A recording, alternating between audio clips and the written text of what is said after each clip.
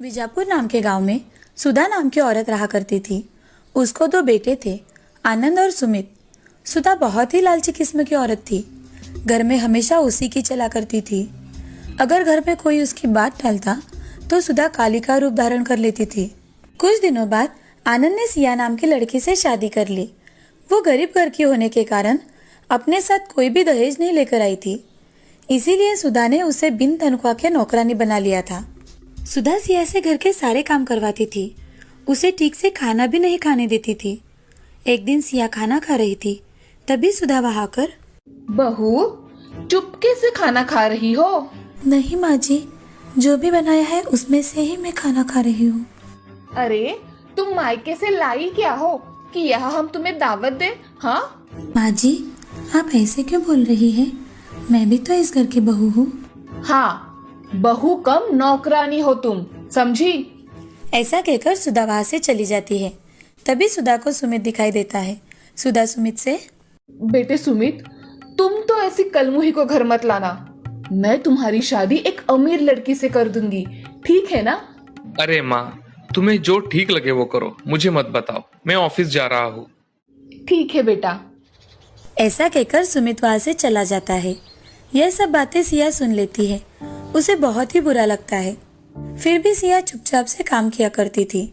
सुधा के कहे अनुसार सुमित की शादी धनवान सेठ की लड़की प्रिया से कर दी गई। दोनों की शादी बड़े धूमधाम से हुई।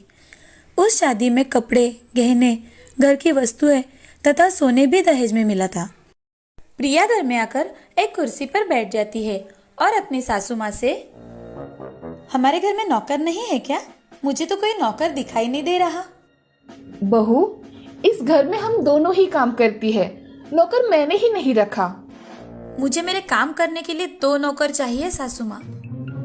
तुम्हें नौकर क्यों चाहिए बहू?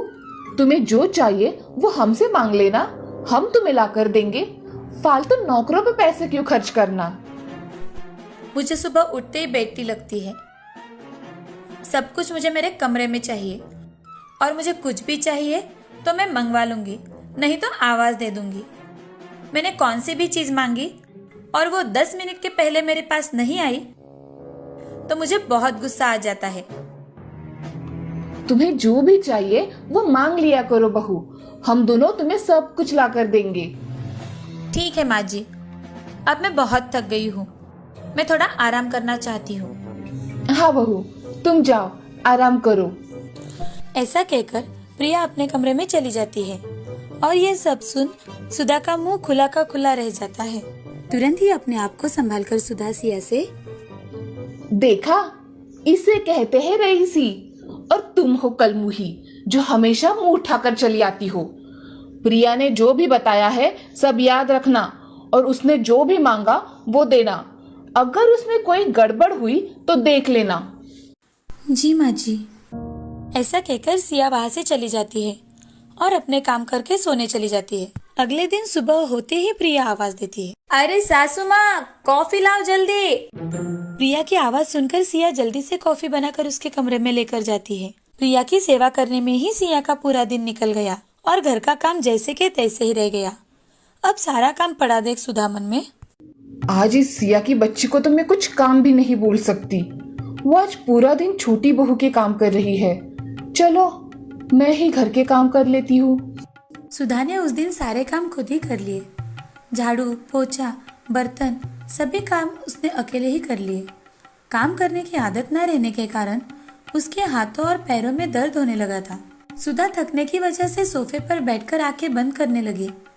तभी छोटी बहू प्रिया अपने हाथों में पैसों से भरा हुआ बैग लेकर आती है और वहां आकर सुधा से, माँ जी, मैं क्लब में किटी पार्टी के लिए जा रही हूँ और मुझे लौटने में थोड़ी देर हो जाएगी, बाय। ऐसा कहकर प्रिया क्लब में चली गई। यह सिलसिला हर रोज का होने लगा। सिया दिन भर प्रिया की सेवा करते करते थक जाती थी और सुधा वो घर के काम करते करते थक जाया करती थी, और प्रिया वो अपने सहेलियों के साथ हर रोज किटी पार्टी करने चली जाया करती थी। घर के काम करके अब सुधा बहुत थक गई थी, और तो और उसमें प्रिया हर रोज पैसे किटी पार्टी में खर्च किया करती थी। ये देख सुधा अपने बेटे सुमित से, सुमित, जरा इधर तो आना। हाँ माँ, तुमने मुझे बुलाया? हाँ बेटे, आओ यहाँ बैठो। क्या बात है माँ? अरे बेटा, प्रिया हर रोज किटी पार्टी में जाकर पैसे खर्च करती है। मैं और सिया काम करके थक जाते हैं। तुम ही प्रिया को कुछ समझाओ ना।